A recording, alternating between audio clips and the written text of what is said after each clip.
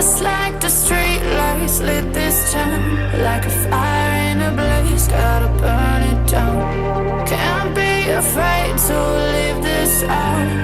We got this far, don't know how. I see danger in your eyes. They know we'll burn down the night.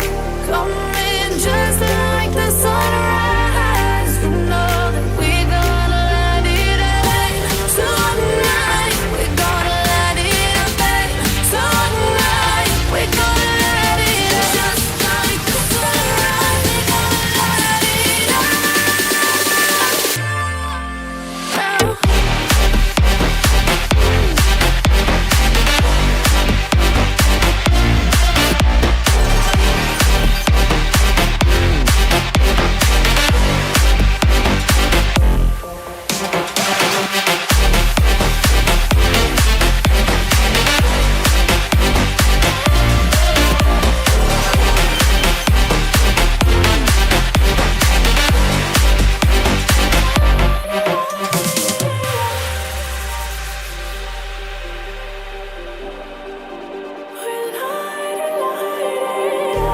Just like a spark that's breaking out. Can't make a stop, can't turn back now.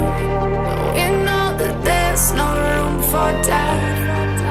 No, we can't turn back now. I see danger in your eyes. They know we'll burn down the night. Coming just like the sunrise. You know that we're gonna let it out tonight. We're gonna let it out tonight. We're gonna let it out just like the sunrise. We're gonna let it out now.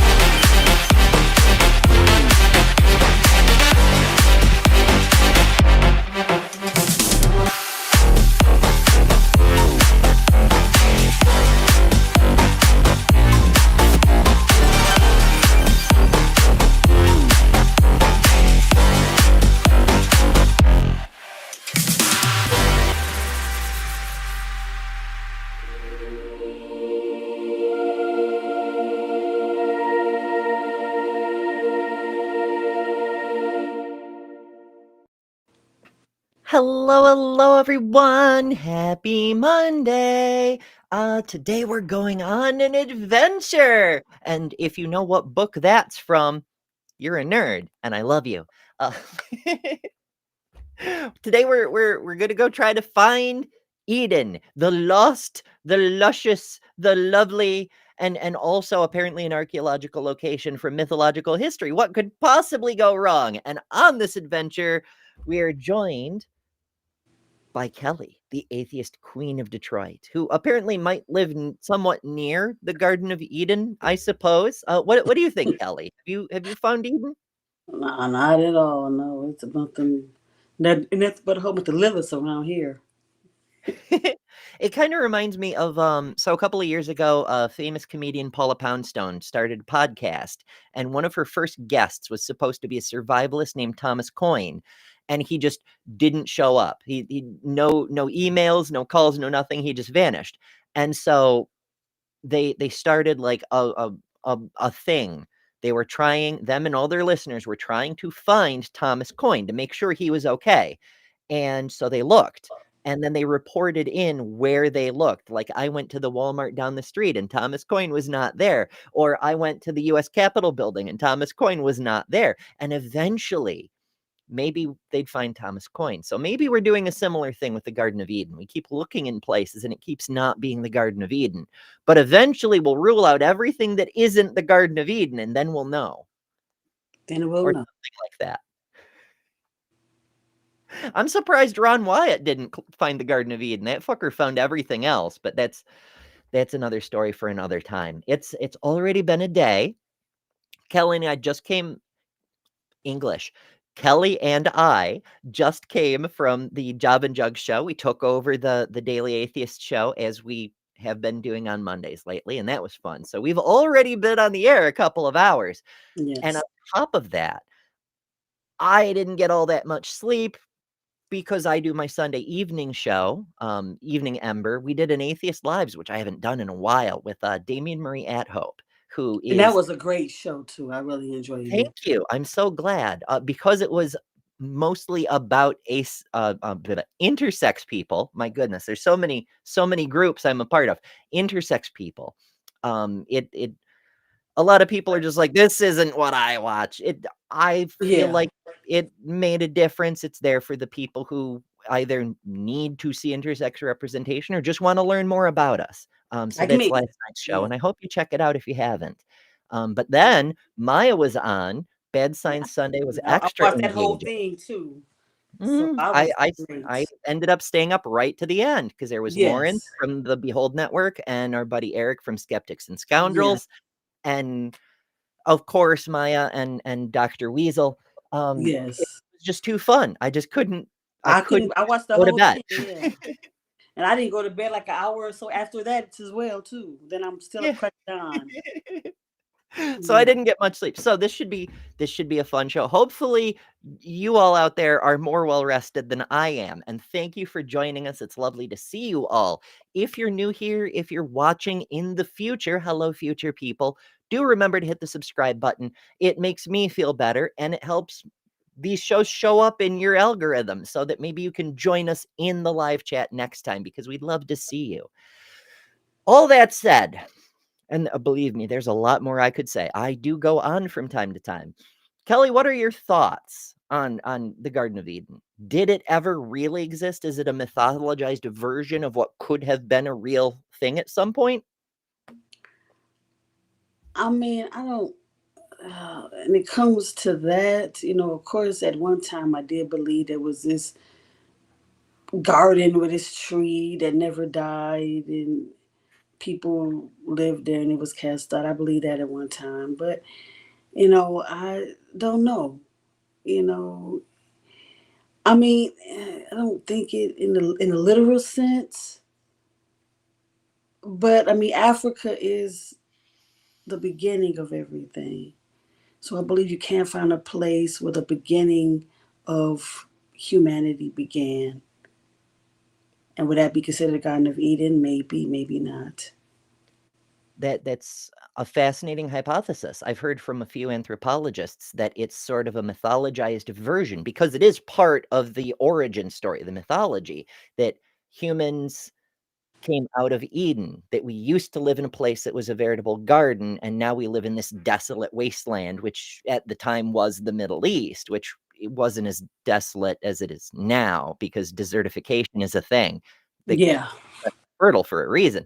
But there was this mythologized idea that wherever humans came from, and this persists throughout all our culture. There's sci-fi stories written today where the whole planet Earth is lost to the point that it's become mythological. People are like, oh, people talk about this cradle of humanity as if we could have come from a single planet, It's just, it all kind of echoes back to this idea that maybe it was a cultural memory of Africa. Maybe it was. And because it's been so mythologized, people reconceptualized it into a garden, which means different things to different people. In our modern culture, we think of a garden as like a confined space where you grow your fruits and veggies and shit. But in some other languages, it more strongly implies a walled off, secured area. It is a guarded zone. Um, and maybe that's the case. I kind of like the Africa hypothesis insofar as it deals with the fact that it's a mythology, but it also that whole we were forced out to the east and now we can't go back through that way. Like it's set up as like a gate and an angel with a burning sword, but in practical reality, there were other tribes there now. The people who would eventually become the Egyptians and the Ethiopians had already set up shop. It was their territory. So the people groups who'd already left couldn't go back because the way was guarded, so to speak. Now, This is what Kip Davis just said. The Garden of Eden was almost certainly probably Babylon. I don't know. I mean, it's not impossible, and there's also the strong possibility that the myth we have today represents the fusion of multiple myths, like with King Arthur, right? Like there were at least 3 historical figures plus a whole bunch of magical thinking that got blended together in today's King Arthur story. So maybe it was a bit of the Hanging Gardens and a bit of Africa lore. And Daniel Quinn posits that the entire story is repurposed propaganda from older cultures about the dangers of humans thinking they're wise enough to make decisions the way the gods do. There's a whole possibility. But Kip says the Garden of Eden is actually God's garden. It's an urban temple landscaped garden which Yahweh constructed as his own palatial estate. So apparently Kip has found Eden. Unfortunately, the people we're going to look at today don't know Kip, or at least didn't ask, or it could have settled the matter quite a bit more easily. Lil, welcome. Hello. What are your thoughts on Long time no Eden? see. I know. Do what? What my are thoughts your on what? thoughts I'm on sorry. Edenality, I suppose? I mean, you really should know something about it. It's true. Apparently, you uttered an ineffable name and gained the power to fly to escape the damn thing. Apparently, I did. Or at least your namesake. I'm trying to think about what I can say about it or not. No, honestly, I don't. It's growing up with me. It was always just kind of this like ethereal idea of the perfect place, which, to be honest, I never thought about all that much. Sort of like a heaven on earth sort of thing. Like it was the, I mean, that's the whole thing with Milton, right? Like Paradise Lost. It was paradise. And now we need God to redeem us to have a new paradise again or something. Yeah, although I can tell you there were no mosquitoes. Well, they were all vegetarian, according to Ken Ham. Yeah, apparently. Vegetarian mosquitoes. Absolutely. Oh, goodness. So we've got a big old ball of crazy today, as you can imagine. The Eden Hunters are a special type of people. We'll start with this video. I forget where the hell I got it from. I found it a couple of weeks ago when I planned the episode out. I can't remember where it comes from. I remember where the other one comes from because the host is a very identifiable person, and you'll see what I mean.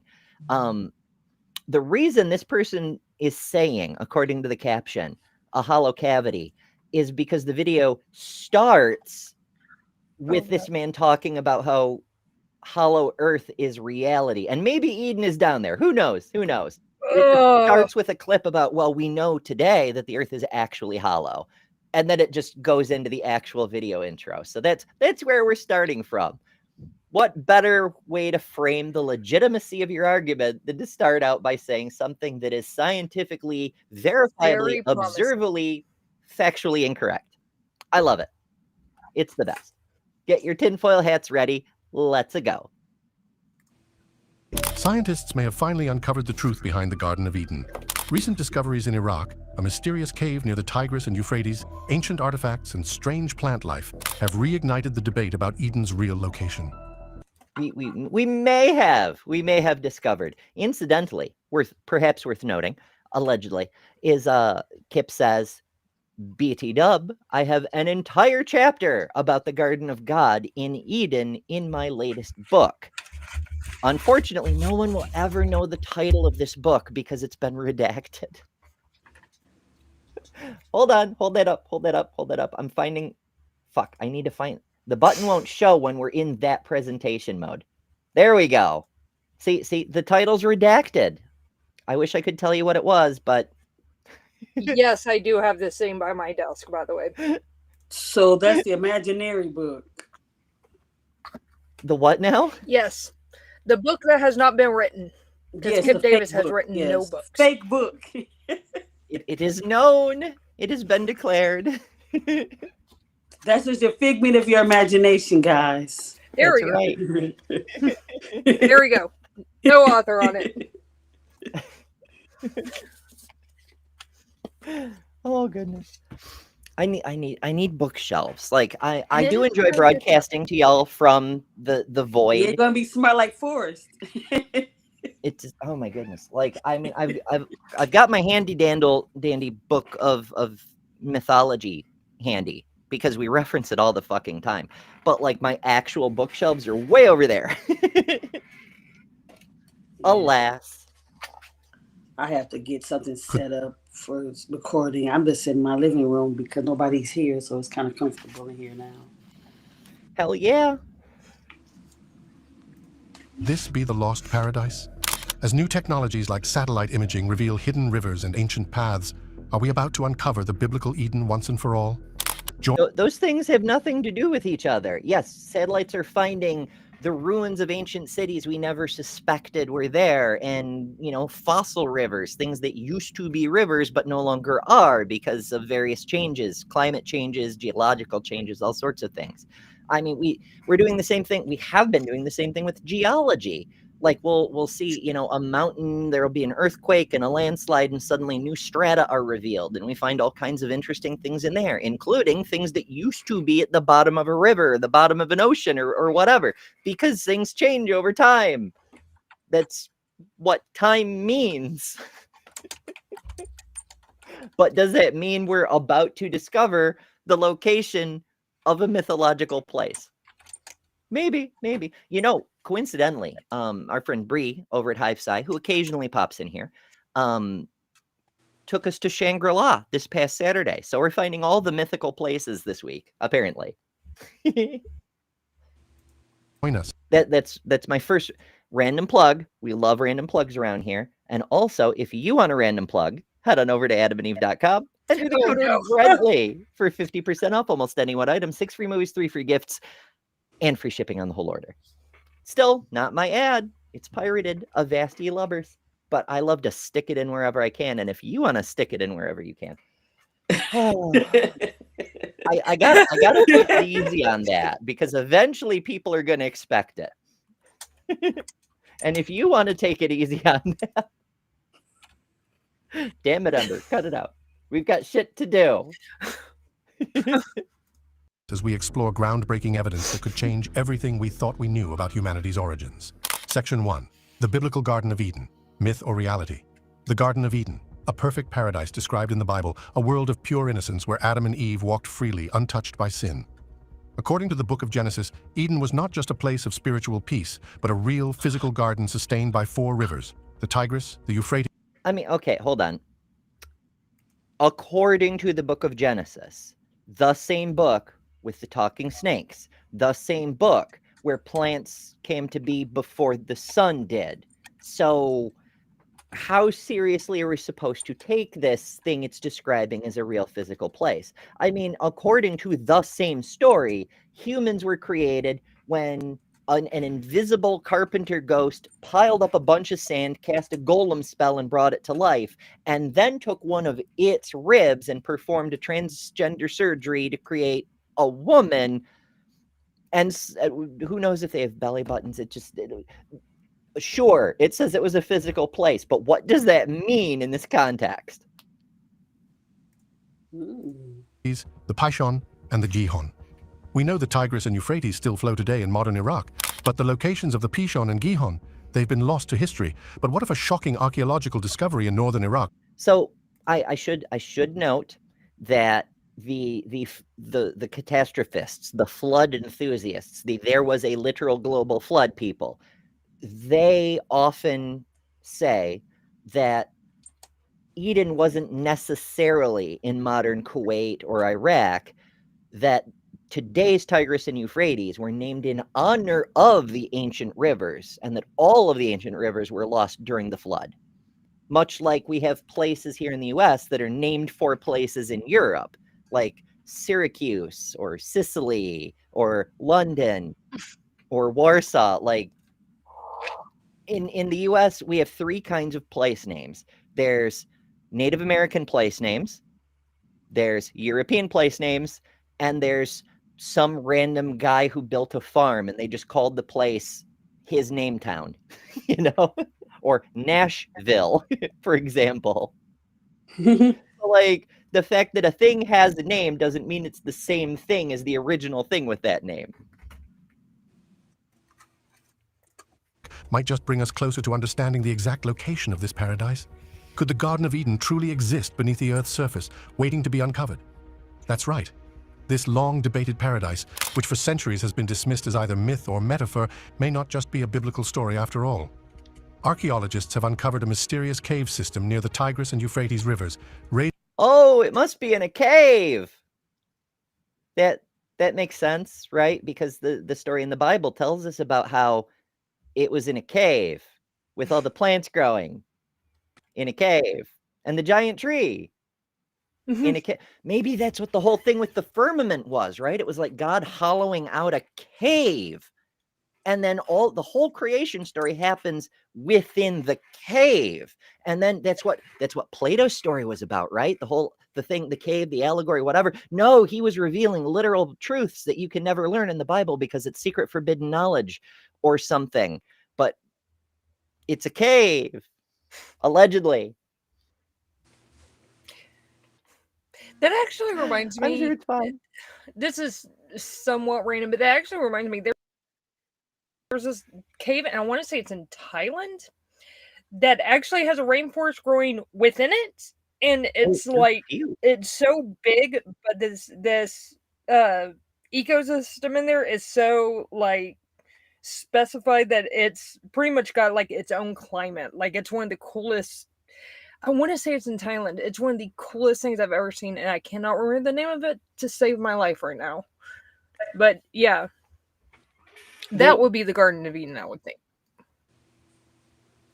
There are a few caves like that. There probably is one in Thailand. There's a few in Mexico, and depending on the size of the cave and the nature of, like, the ones I'm thinking of, which may or may not be the same ones, are where a sinkhole washed out under the surface and then left a big old hole. And so light was able to go straight down into a section. And so you've got like normal biosphere directly under the hole, and then as you get further and further away, it gets a little weirder and weirder until in the depths of the cave you've got weird species not found anywhere else on Earth, which is fun.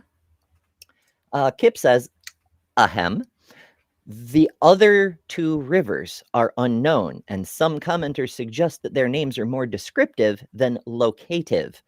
Fishon, from a verb meaning to leap, and Gihon is the springer out.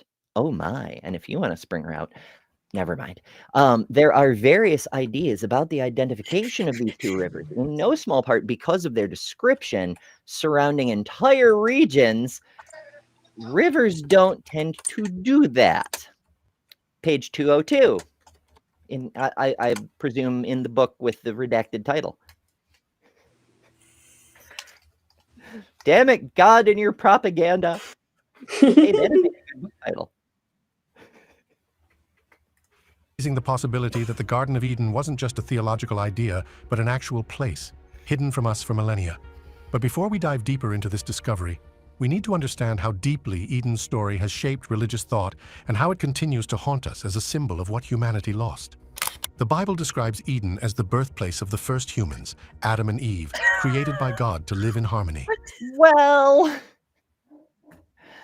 that depends on which Bible story you're reading, because like Genesis 1 also talks about the creation of humans, but it describes humans as being created with all the other animals, not in a separate special creation. It would shoot, it's been such a while since I did the comparison, but so I may be wrong, as I frequently am. But if I do recall correctly, the Genesis 1 creation of humans has both male and female created together, the same as all the other animals. It's only Genesis 2 after that Yahweh creates his own special variant human, and that's why there's other humans for the descendants of Adam and Eve to go marry and mate with. They've already built cities and shit while Yahweh's off fucking around in his own private little sandbox. Something like that. They were placed in this garden, a lush, fertile paradise, and given everything they could ever need. At the center of this paradise were two trees, the Except clothes, but details. tree of life, which granted eternal life, and the tree of knowledge of good and evil, whose forbidden fruit would change the course of humanity forever. When Adam and Eve ate from the tree of knowledge, they disobeyed God, and in that one moment of defiance, doomed themselves and all of humanity to mortality and suffering. See, if you have to eat a fruit of eternal life in order to not die, then it's not a punishment. Like, you just are mortal, right? Like, this is such a wild thing. Like, oh, death is a consequence of sin. But if they hadn't eaten the fruit of the tree of life first, then they would die anyway, even without any kind of sin. So what the it drives me crazy. It's so contradictory. I mean, the very underlying concept, right? Like, as Ken Ham himself points out, if the Garden of Eden has to be literal, because if you don't have original sin, you don't need Jesus. But he's also pointing at, to me, one of the biggest contradictions in the whole idea of Christianity is the entire Eden story shows how much Yahweh did not want humans to have access to eternal life. Like, it wasn't about sin. It wasn't about disobedience. It was about fear that humans would become like the gods by having eternal life. And then here comes Jesus offering people eternal life, directly in opposition to what Yahweh specifically intended. It does, but sure, I'm sure these things harmonize perfectly. It's fine. It's fine. Kip says, gold was mined from the Arabian Peninsula in ancient times, and this could be taken to mean that the Pishon River was thought to be the Red Sea and the Persian Gulf. Page 203. Hell yeah. What does this story mean? For many believers, Eden is more than a garden. It's a symbol of innocence and purity, a reminder of what was lost when humanity chose knowledge over obedience. It represents a time before suffering, before death, before sin. The moment. Well, he kind of went right over the boat on that one. Yeah, it was about humans choosing knowledge over obedience. That is like the central point of the entire thing. But okay. Let's go back to finding the actual literal place. That's the important thing here. Adam and Eve ate that forbidden fruit. They were banished from paradise, setting into motion all of human history filled with toil, hardship, and pain. Eden became a place out of reach, guarded by an angel with a flaming sword, a symbol of humanity's lost perfection. But for some, Eden isn't just a symbol. Okay, first of all, what do we mean by perfection, right? Because, like, humans gained something and were banned from the garden. If you can gain something, you're not perfect. And that, in a way, is why I think the concept of perfection is itself incoherent. Because if you're perfect, you cannot change, you cannot grow, you cannot be better because you're perfect. But that in and of itself is a pretty big fucking flaw. So to be perfect, you must be inferior. To me, that's a contradiction. Maybe I'm silly. No. We're both silly then. And Lila's over here just uttering the ineffable name of God and taking the fuck off. She's doing a Shakira. You're in and you're out, you're up and you're down. I'm singing. Don't be singing that. Got to sing English only. It's a real place, one that could still be found. The Bible gives us two key clues, the Tigris and Euphrates rivers. These rivers are real and still flow through Iraq, but what about the Pishon and Gihon? Theories abound. Some suggest that the Pishon may have flowed through what is now Saudi Arabia, its course buried under the desert. Others think the Gihon might refer to the Nile or a river that once flowed through Ethiopia, but no one knows for sure. For centuries. I mean, this is a thing. This actually came up on Bad Science Sunday last night. This is what conspiracy theories are. Is somebody makes an assumption, and instead of testing it or demonstrating it or verifying it or ruling it out, they just accept it because they just declare things. And then someone else makes another assumption on top of that assumption. And instead of investigating it, they just declare things. And then someone else makes another assumption on top of those until you have this big old Jenga tower of totally undemonstrated assumptions and assertions.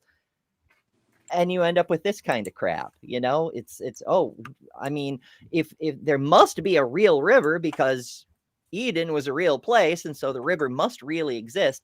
And I mean, it shouldn't be surprising to us considering how fucking old the earth is that we're going to find former rivers all over the fucking place. Some of them are going to be in the region that people are aiming at because there's rivers with the same general names. Like it would be surprising if there weren't, It's fucking crazy to me. Explorers and theologians have tried to locate Eden, following these rivers in an attempt to find the paradise that was lost. Now, with this recent discovery in Iraq, everything could change. Could this cave system near the Tigris and Euphrates hold the key to unlocking the mystery? I have been fact-checked, and Jer informs me, the song I was saying is Hot and Cold by Katy Perry, not Shakira. See, I'm wrong frequently. Thank you. Thank you. Now I'm going to have that song stuck in my head for the rest of the day. You're welcome. Oh, no. The difference is when I'm wrong, I appreciate someone pointing it out so I can stop being wrong. As opposed to our friends here are like, no, and then just layer another piece of bullshit on top of their nonsense. Of Eden? Could we finally be on the verge of finding humanity's first home? The excitement surrounding the discovery is palpable, but so is the skepticism. Some argue that this is just another in a long line of false leads, that no matter how intriguing the find may be, we'll never truly locate Eden. But others believe that this could be the breakthrough we've been waiting for, a clue that brings us one step closer to finding the real Eden. Section 2. The Northern... I mean, so this is another thing with Christianity specifically, but other religions to a greater or lesser extent. This idea that there's all these real places that are so vitally important to the mythological history of humanity, and yet no one knows where the fuck they are. Case in point, the empty tomb. All the apologists keep saying, oh, well, if Christianity's not true, then explain the empty tomb. First, show me the fucking thing. I mean, no one seems to... There's a few people who claim they know where the empty tomb is, but nobody can show the empty tomb. And the vast majority of Christians just kind of assume that it was lost somehow, for some reason. Because the most holy site in your entire fucking religion, people just forgot where it was. In a city that's been continuously inhabited for the thousands of years since then. But sure. Yeah. No, Paul never talks about the empty tomb. It's a whole thing. It's a whole thing. But I'm like, they all say, if you can't explain the empty tomb, then you can't really question Christianity. But if you can't even show me the empty tomb, why should I take you seriously? I don't have to explain a place that you haven't demonstrated exists.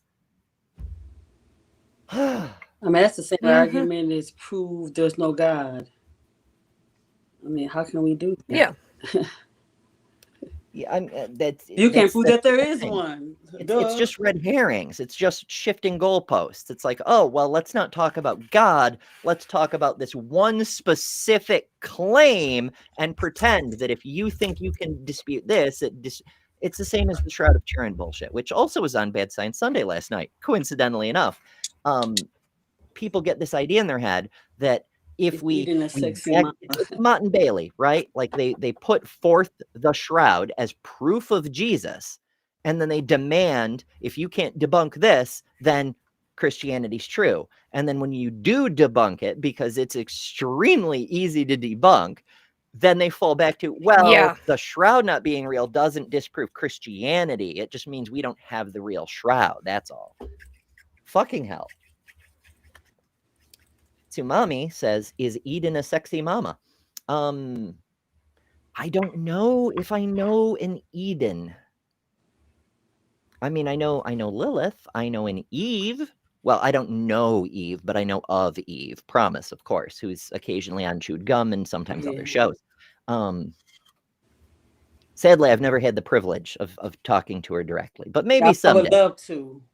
Yeah, I'm a she's mama, pretty. But yeah, but I don't And know about the Bart's sexy sexy part. too, so hey. oh, maybe Eden is a sexy they them. Perhaps. All about those juicy fruits. Wink, wink. Juicy fruit. Yeah. And if you want some juicy forbidden fruits, head on over to adamandeve.com. No. I gotta slip it in wherever I can. I don't have to actually, because it's not my ad. I stole it. It's just a joke. It's just for the lulz. But if you want to slip it in wherever you can, so. Oh, How many is it I now? can't help myself. 5? 5 so far, although I've only done the full ad read once. Secular Felinist points out Arden used to be known as Arden of Eden. She now goes by Arden Heart, which I don't think she ever didn't do. It was just like a stage. It's that thing where a lot of people, especially people in groups likely to generate a whole lot of hate and death threats, it's wise to not use your actual name online so that people can find you more easily.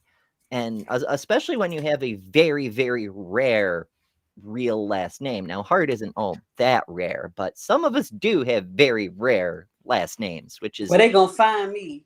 I know. Oh, trust me, it's named not. Shane could there It's be. not. Yeah. It's not that. Like, I've been tracked down before simply because of my first name, because my first name is not all that common either. Yeah. It's true. It's true. As you know, longtime viewers know, I've been tracked down. And there's I'm not going to get into that thing because it's an upsetting story, but yeah, it happens. It's a real threat. It's a real danger, and so no shade on anybody who doesn't use their real name on the internet. Holy crap! Because Barbara Eden was definitely sexy. Oh Lord. So mommy knows and on top of that, all the sexy babes from history. Yeah, I have to. And on top of that, like I'm as far as people tracking me down, I am very, very lucky to have a boss that keeps an eye out for me. So, but then again, like he's pretty well known if you know the political sphere, so, or the political commentary sphere. He's been around for a while. Oh Lord, what they say. Eden was the middle name of one of my exes. She ended up stabbing me, but hey, okay. I get that, NA. If it helps you feel any better, I've had multiple exes stab me.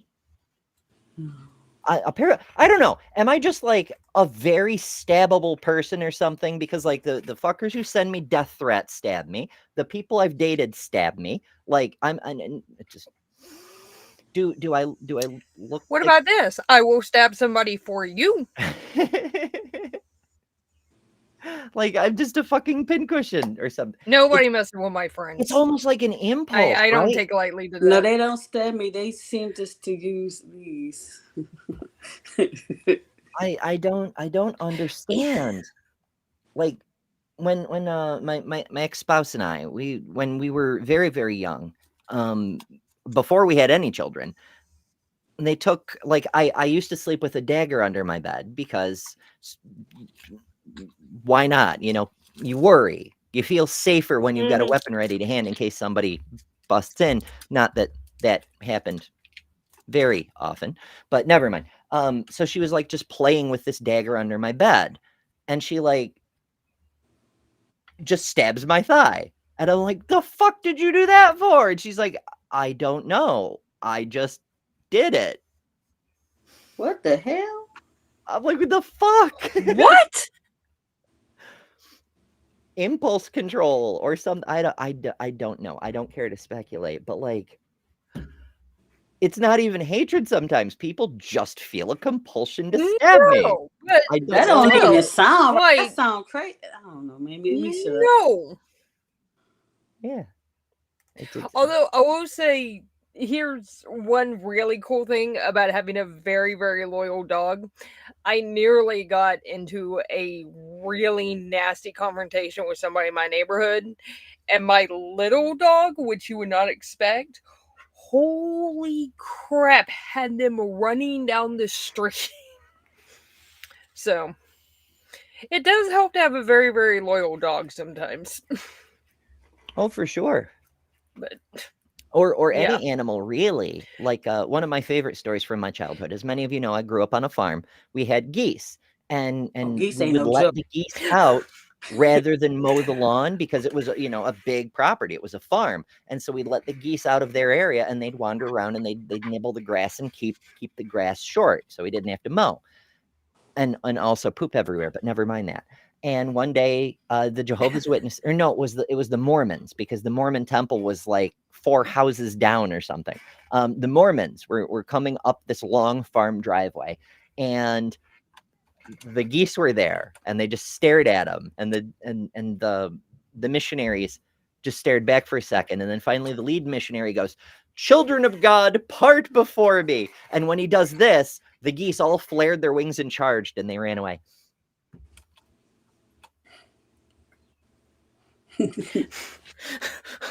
I let that one, sit for a second there. Yeah, they got chased away by the geese. No, I want to have I'm sorry, I'm laughing at Kip in the chat. I want to see some crows. Talking about- Okay. It's That's what I not wanna even do. I my wanna have story. some It's crow about y'all friends. watching the side chat. It's fine. Kip says, when we were dating, my wife I'm dropped a sorry, I lit saw that. meth I was just in like, my wait, belly what? button just because. For science, I guess, to see what happens. People are Honestly, I don't understand. I don't understand why people do that kind of thing. Why they just cause pain to the person they love just to see what happens, I guess.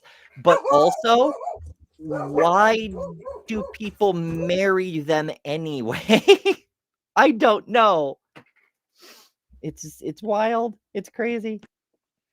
Yeah, geese will F you up. That's what Aunt Jill said. Geese, yeah, they will. Well, I mean, they'll try. They'll often succeed because humans are not nearly as good at fighting as they think they are. That's why we need all our tools and shit. Yeah, I want to get some crows because I heard that they don't play, Oh, Sue knows about crows. and that's what I want to get. Have me a home. Crows to be like, yeah, this is my posse right here. Y'all ain't gonna mess with me. This one's thought, this one's memory, and they both answer to It was Odin. hot. You don't want to fuck with the Allfather. He killed a giant, He's trying to bring Iraq your cave fuse discovery. off. In 2023, a team of archaeologists led by Dr. John Smith unearthed a cave system in northern Iraq that defies belief. This isn't just another find. This cave, hidden for millennia near the Tigris and Euphrates rivers, may be the key to unlocking one of the greatest mysteries of all time, the actual location of the biblical Garden of Eden. Deep within these caves, the team discovered something extraordinary. Plants that have evolved in total isolation, cut off. I love that they show plants in the outside. And then there's like, I don't know. I'm assuming it's an AI image because it doesn't look like a human artist, but whatever. But like, Yeah. they found the thing, but they have to rely on AI to show the thing because all the images from inside caves are just rocks. And the fucked up thing is, like Lil and I were just talking about at the start of the show, there are caves with ecosystems in them that they could show, but they're just not. It's fucking wild. Mm-hmm. Off from the outside world for thousands of years. These plants are like nothing modern science has ever documented. Some glow faintly in the dim light of the cave, others release strange scents, and all of them seem almost alien, as though they belong to a world forgotten by time. How could a place so strange, so isolated, exist without being noticed until now? But the plant life is just the beginning of this shocking discovery. Archaeologists also found ancient artifacts scattered throughout the cave system. Ooh, artifacts. Now we're talking because, strange plants doesn't necessarily mean anything. And again, they're still not showing us the plants that are in the damn cave, but whatever. Yeah, there are lots of caves with artifacts. Notably, several all over the world with artifacts that are much, much older than the Bible says the earth is. I mean, okay, to be clear, the Bible doesn't actually say how old the earth is, but the same people who insist that Eden must have been a literal place because there was a literal 6-day creation, they do some math. They do some interesting math. They add up all the begots later on, and they calculate the earth is somewhere between 6 and 10,000 years old. And yet we find artifacts in caves in Indonesia, in Europe, in Africa that are tens of thousands of years old. And depending on what you mean by artifacts, and if you remove the requirement they be in a cave, we found human created artifacts in the hundreds of thousands of years old range, potentially millions, just lying around in Africa. So, yeah. But tell me more about how these artifacts prove your cave is the 6,000-year-old origin of creation or whatever. Objects that hint at a long-lost civilization with deep spiritual ties to this site. Inscriptions carved into the walls, still being deciphered, speak of a... Well, if there's inscriptions, then we're even younger still, because written language wasn't a thing until about 5,000 years ago. So it can't be Eden, even if Eden was a literal thing, because there wasn't writing until at least 1,000 years after. And famously, Adam did not live to be 1,000, according to Ye Olde Holy Book. So, yeah. forbidden place and reference themes that eerily echo the story of Eden, divine knowledge, paradise lost, and warnings about the consequences of disobedience. I love the rows of giant skulls. That sure is a choice someone made. These carvings the remnants of an ancient culture that knew of Eden's existence? Or could they point to something far more ominous, a forgotten civilization that may have lived at the very threshold of paradise? Let's pause for a second. The Garden of Eden is described in the Bible as being nourished by 4 rivers, the Tigris, Euphrates, Pishon, and Gihon. 2 of these rivers... Well, kind of. It's more like all 4 rivers originate from that point, something like that. It's probably not important. But now we're going to show you like random landscapes. Hooray!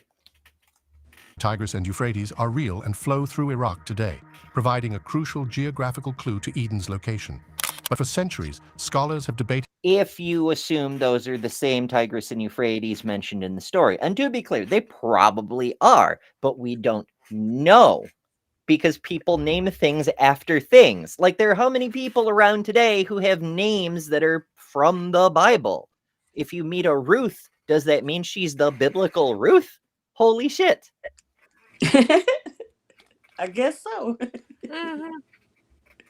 Kip says, to be fair, we have no actual idea how long ago people started writing. Our earliest texts are from the region are Sumerian, dating to the late 4th century BCE, but we have no idea what was before. That is a valid point. There could have been writing that was lost that happened before that, because in order to have writing we could find, someone had already devised writing. Kip, correct? Mm-hmm. 4th millennium. I mean, we have like cave paintings. Yeah, we have like cave paintings that are what, like 40,000 years old, I think is the oldest one. Maybe older than that. Somewhere in that general range, depending on who you ask, of course. But yeah, there's some old shit. And once you have paintings, we know some cultures went in a very different direction, but some cultures, their first writing was images. Pictographs became hieroglyphs, became a language. Yeah, and in fact, a lot of the letters we use today are the evolved forms of what were once pictographs. Mm-hmm. The existence and whereabouts of the Pishon and Gihon, 2 rivers mentioned in Genesis that seem to have vanished from the earth. Perhaps the discovery of this cave near the Tigris and Euphrates is the missing link that leads us to the actual Garden of See, now you're showing me an ecosystem in a cave. This is still a fucking drawing, but at least it's more on point. Holy crap. It actually, no, it's not in a cave. You can see open sky above the sun. Never mind, but it's closer. Eden. It's important to understand just how Still massive crazy. this revelation could be. The Tigris and Euphrates Could be, if only you had some evidence to show us instead of keep pointing at how important it could be, if only we had a way to find out. Fucking hell. have always been central to the story of early human civilization. Who's having a fight with a library?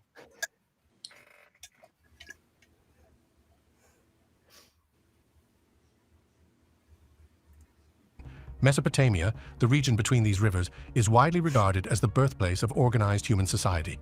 It's where writing, Well, it's one of the never mind. agriculture, and urban development first began. The fact that this cave system was found so close to these rivers immediately raises red flags for anyone familiar with the Bible's description of Eden. Why would it do that? Like, oh, there's a cave near some rivers. Well, that should send up red flags for anyone familiar with the Bible's description of this place that was not described as being in a cave. Why? Of course, this isn't the first time people have claimed to have found Eden. Explorers throughout history have pointed to various locations, from the mountains of Armenia to the deserts of the Middle East, all claiming to have discovered the garden. But none of these claims have been proven. Even now, with this new discovery, the evidence remains inconclusive. The evidence is inconclusive. So this is a 30-minute video, and we've taken almost 8 minutes for him to say, here's the thing it could be, but the evidence is inconclusive. And then the video is going to go on for quite some time. Clearly, folks, we are trying way, way, way too hard. You know, we try to produce entertaining content, but we try to make it informative. We try to stay focused on the facts. Occasionally we get them wrong, but that's why we have such wonderful people in the live chat to be like, hey, you screwed that up, Ember. You know, I appreciate that. But we do try. And here we've got these fuckers running around using AI generated images and stock video of completely unrelated things saying, hey, you know, it could be Eden, and wouldn't that be amazing if it were? Because it's not conclusively not Eden. So maybe it. What are we doing? I mean, what's the difference between the Garden of Eden and like Atlantis? What's the difference? Plato wrote about Atlantis, and you can totally trust Plato because he also wrote about a republic that definitely exists. Mm-hmm. Oh, yeah, okay. Then it's true then. I mean, Plato, famous for writing about his mentor, who possibly also didn't even exist, but never mind that. No shade on Plato. You know, he was a philo bro. He was doing his thing at the time, and he did cause people to like expand the way they think about things. Like, yeah, it was progress at the time. All right, let's switch over to number 2. And it's sort of like, I'm trying to read what Tsunami says. Eden is sort of like, what is that? Shambhala. About, thank you. I can't, you know, my thinking process, but with more nerd people.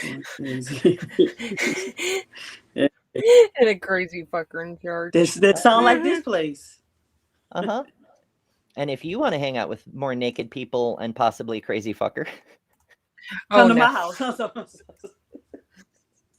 Oh, we were talking about something else. Never mind. All right, so there is a poll in the chat, and you know we do love polls around here. What's the poll? Yeah, starting. Oh, never mind. I already answered it. Duh. Yeah. The first beginning of the poll. Okay. Yeah, it's a question in the chat, as we often do when I remember to set one up. Today's question is, do you think Eden has been found? At the moment, in case I forget to check back later, it's currently at 4%, says we never lost it to those people. Thank you for answering. Please show me where it is. 23% said, who is she? I thought And I put down being funny. I thought people might enjoy that. And Yeah, 73% said it isn't real, so no. That's where we're at right now. I will check back later if I remember to. But we do have a second video, which I'm sure will be much more informative than the first one. Totally, for real. Absolutely insane footage has been released of rivers reappearing in dry parts all around the world. And yet here's the question that nobody seems to be asking. Does all of this point to something much bigger, like the location of the Garden of Eden? Listen. So that's this fella named Kirby of Off the Curb Ministries. He's a very distinctive personality and very distinctive intellectual style. We're finding water in this place where there's a lot of water. And here's the question no one seems to be asking. Completely unrelated thing that no sane person would ask. Like that's his entire brand. Is like, why is no one talking about Eden? This completely unrelated thing to these hydrological changes going on in this region. I don't know. People are asking, where is the poll? It's in the live chat. I don't know where you all are watching, but it's in the YouTube live chat. I don't see it anymore.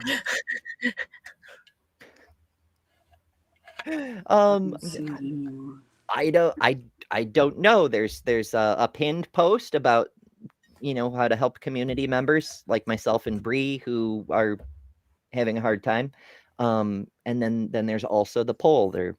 If it didn't catch you on the way in, it should be visible at the top of the chat. And if it's not, YouTube is probably broken, and I don't know what to do about that. Yeah, I don't see it either no more.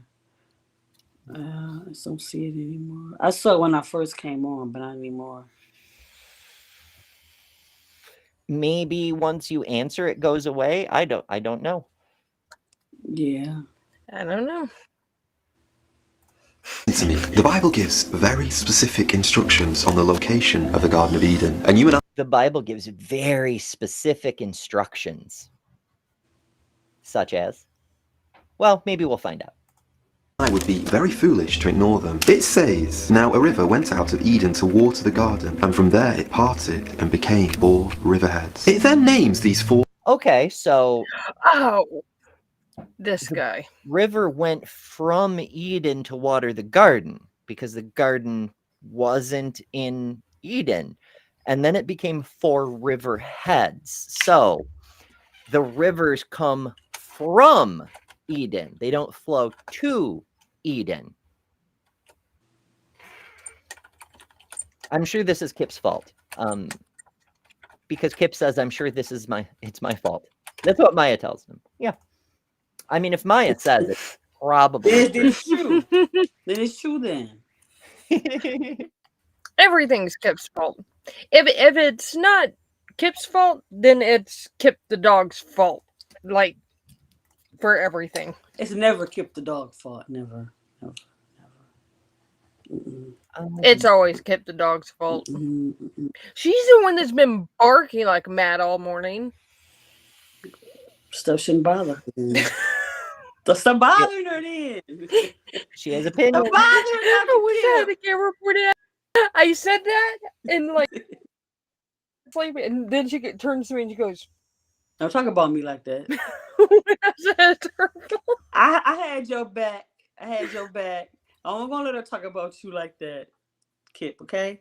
She has more attitude than Dr. Kip does, for sure. I ain't gonna let nobody talk about you like that, Dr. Kip. Either one of y'all. I'm beginning to think it was a mistake calling her Dr. Kip because now we get them all mixed up. No. Incidentally, if you do need that Dr. Kip eats sticks clip, Aunt Drew sent that to me, so she at least has got it. I've got it saved somewhere, but I have so many things saved. I don't know if I'll be able to Kip find is taking my job now. Oh, I have it saved. being blamed for things. Yeah, I have it saved. Mm-hmm.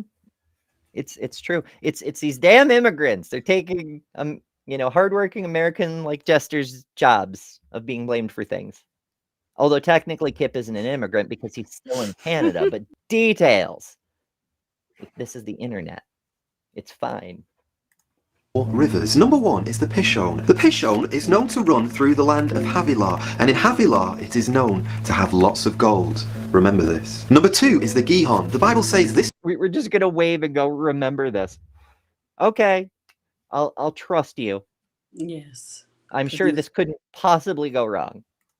River runs through the land of Cush. Our third river is the Tigris, and number 4 is the river Euphrates. It's no secret that the Tigris and the Euphrates are on every map in the modern world. Now do you see why you are supposed... Well, no. They're on every world map in the modern world. But like if I have a map of New York City, the Tigris and Euphrates are probably not going to be on it. Why not? It's like if I have a map of the Grand Canyon, there will be a river, but it won't be the Tigris or the Euphrates. Like, but I'm probably nitpicking. That's just because he's wrong about an extremely obvious thing doesn't mean he's necessarily wrong about his overall point. So let's let him go on.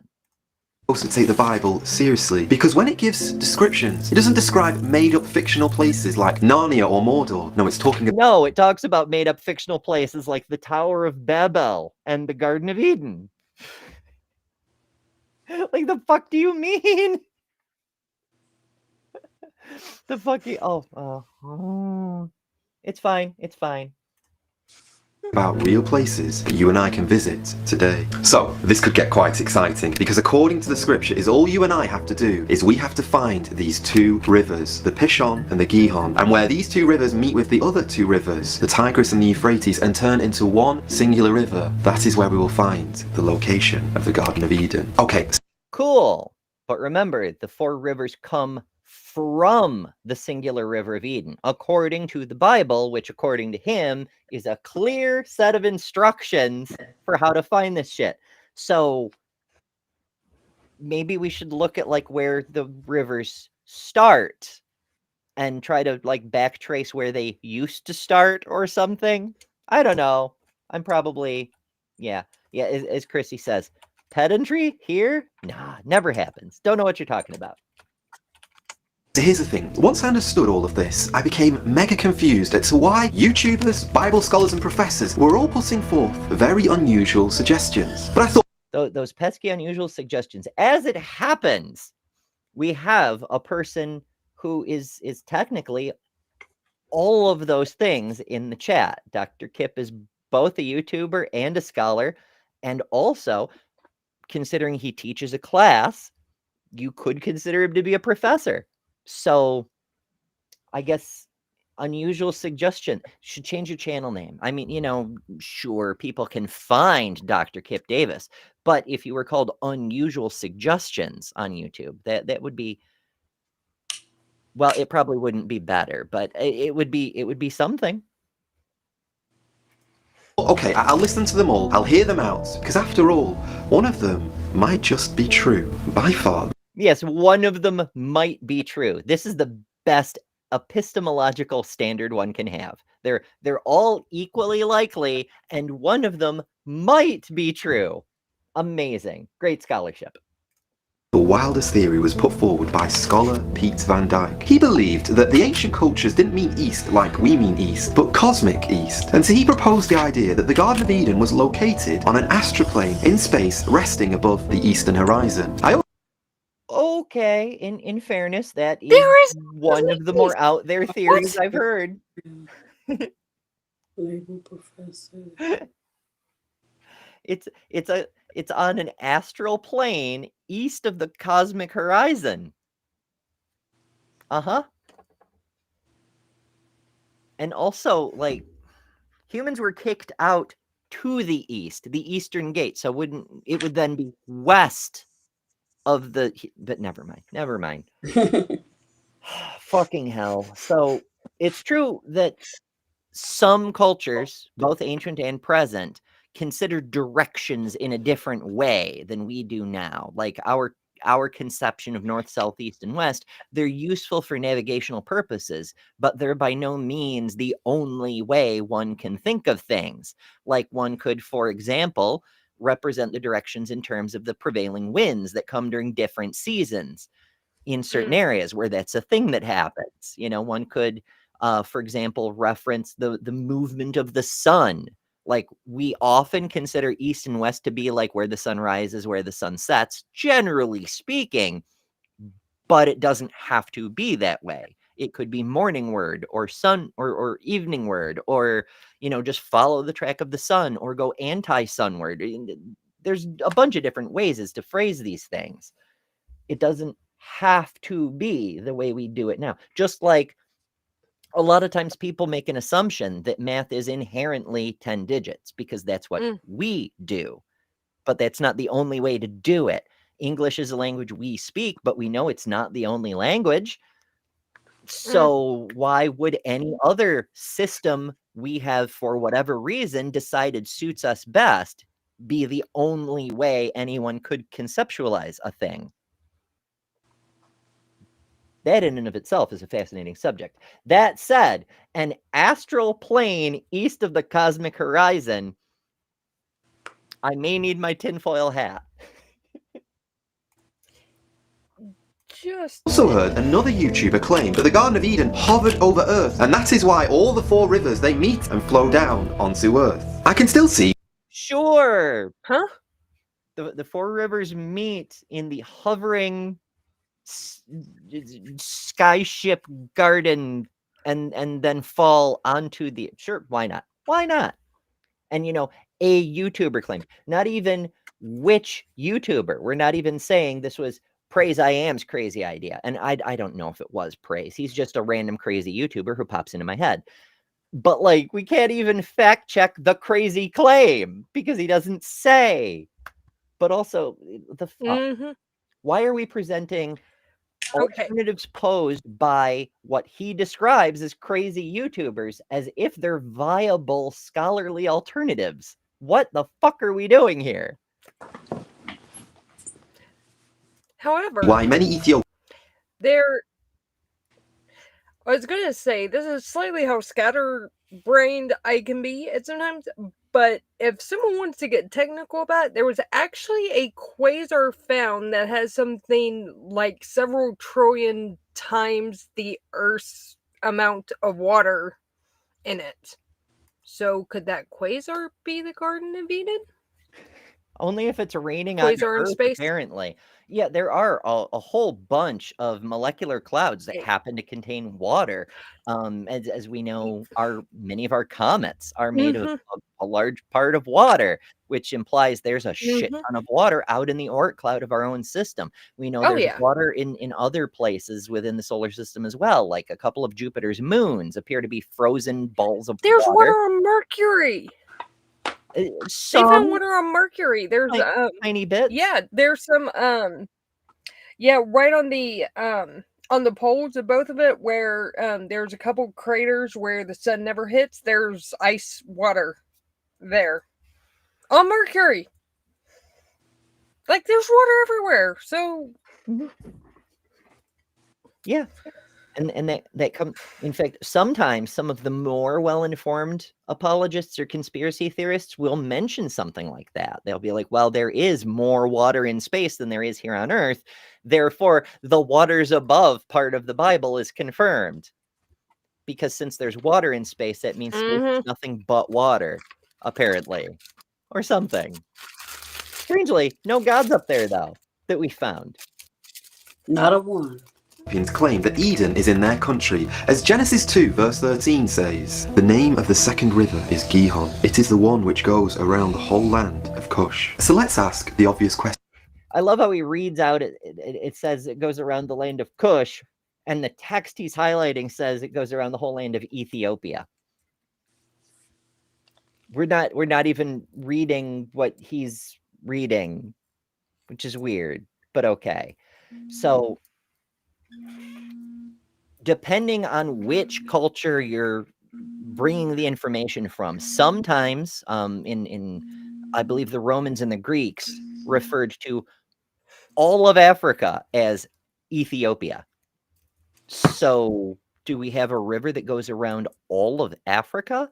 And since when do rivers like go around things? Like sometimes small islands, like there's a couple of cities here in the US and all around the world where at least part of the city, Yeah. perhaps even the original part of the city, was on an island in the middle of a river. So you do get rivers that go around things in that sense. But like, I don't know. Maybe, as Kip was pointing out earlier, the Bible doesn't talk about seas and oceans. Everything is just rivers. So if you're a culture that considers every body of water to be a river, at least if it's got a flow to it, then maybe you would conceptualize something like the ocean as a really big freaking river. And so in that context, perhaps referring to this river means the ocean around the entire continent of Africa. But that's a reach upon a reach. I'm just trying to make it make sense. Question here. Where is Kush located today? Well, there is an alternate view to this, which I'm going to share with you in a moment. But when the Bible I love the giant eyeballs. talks about Kush, it is describing Ethiopia, Sudan, and South Sudan. So that leads us to ask another question. Which river flows through Ethiopia, Sudan, and South Sudan? No. Don't you go changing shit around on us, Jeremy. That ain't what you said. I don't know if his name is Jeremy. He just looks like a Jeremy. Say which river goes through these countries. It says the river goes around the whole of them. So that's a slightly different question. Well, you probably guessed it. It's the River Nile. So one popular... Yeah, you probably already know. The River Nile does not go all the way around Ethiopia, Sudan, and South Sudan. It doesn't. The theory for the location, which Bible scholars put forward, especially those from the past, is they said that... Also worth noting, the Nile doesn't come anywhere near the Tigris and the Euphrates. Like, not even remotely close. But do pay heed to our floating pragmatic crystal, who has dropped by to remind us to hit the like button, the share button, which is super useful, getting these videos in front of people who might not find them because the algorithm hates us, and subscribe. All of these things, very helpful. I very much appreciate it. And thank you, PC, for dropping by and doing the linky thing. The Gihon River was the Nile, and believe it or not, the River Ganges in India was our mysterious river Pishon. Are you imagining Sure! If we're just declaring random rivers are the rivers we need, why not? Why the fuck not? this right now? In other words, these Bible scholars were claiming that Eden encompassed the entire ancient world, from Africa. If you look at that picture, there's people dressed from like every era in history around that table. That's a good point. There's a lot of anachronisms in there. You know, we've got our first century fella. We've got people in Victorian vests and shit. There's a woman with not only a relatively present day looking outfit, but she seems to have a perm. So, dude, this guy's got to get better AI. I mean, come on. I don't mind the AI in some sense, but people are getting ridiculous with it. I don't know, fam. It's pretty sus. I mean, anything this guy puts out is automatically sus because he's a very sus person, but still. To India. But I could be totally wrong about this. He could be. He could be totally wrong. What do you think the odds are, folks? Let's close out the poll. So final total, 3% we never lost Eden, 23% who is she, and 74% do you think Eden has been found? It isn't real, so no. So that's our results for that poll, and we will start a new poll because it's fun and people love polls. Could Kirby be totally wrong? Possibly.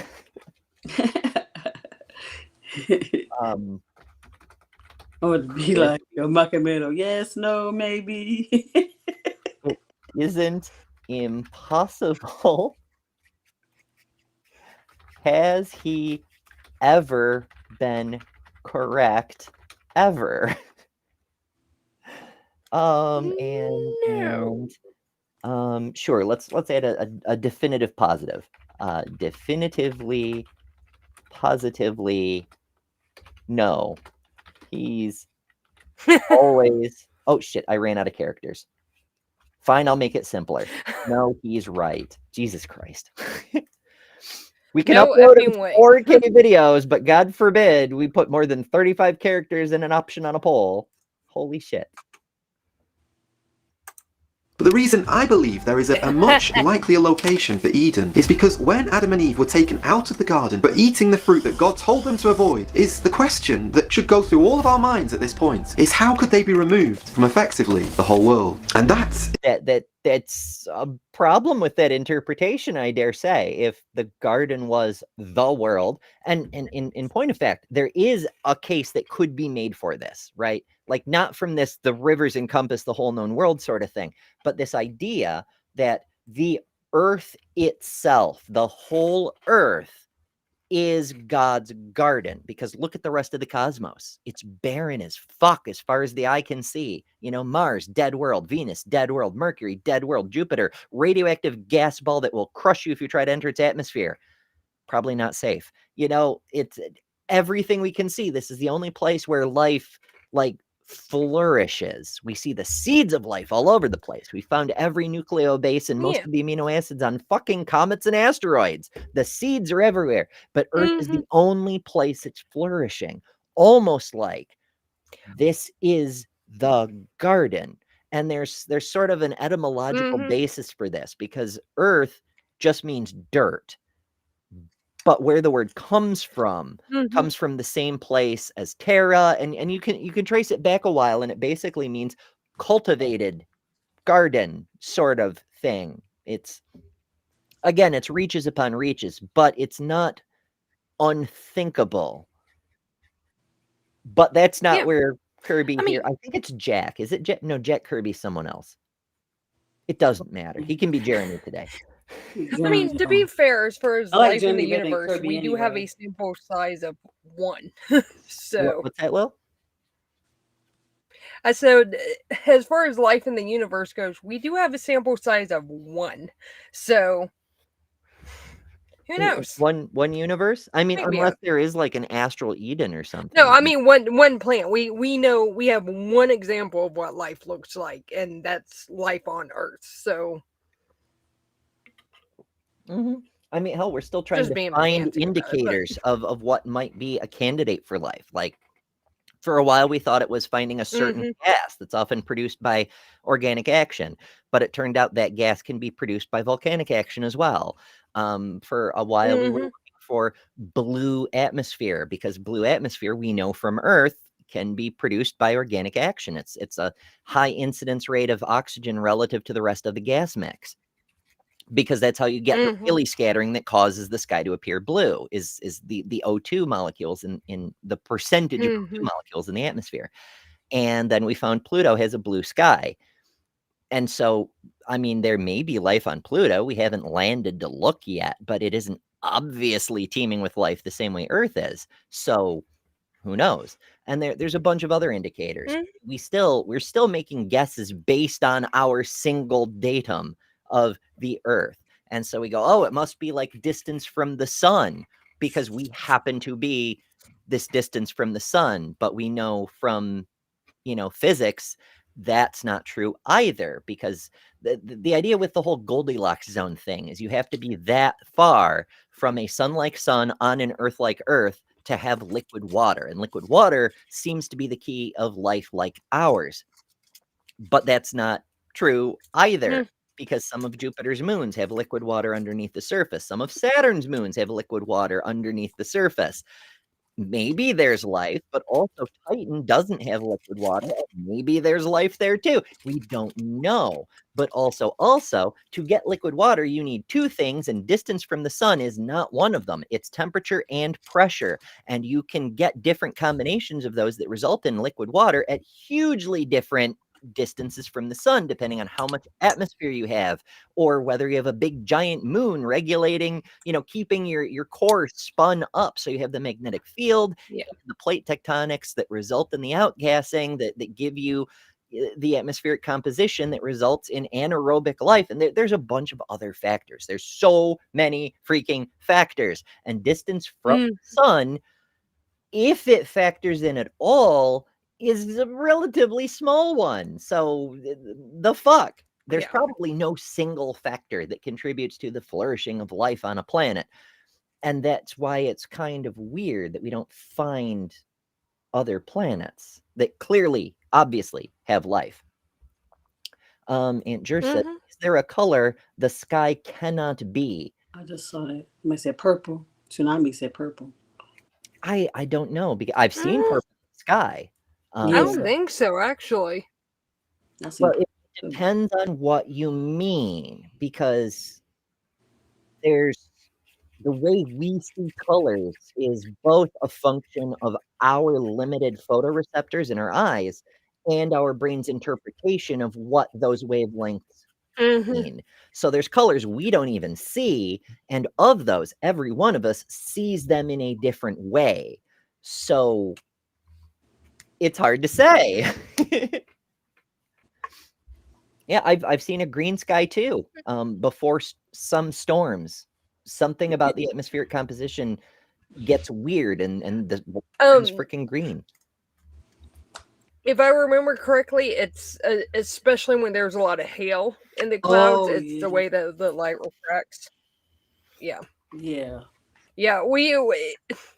It's one of those things. If you've grown up in Tornado Alley and you step outside and you can just kind of feel it's a tornado day, and then the sky turns green, that's when you start to worry a little bit. It's like, oh no.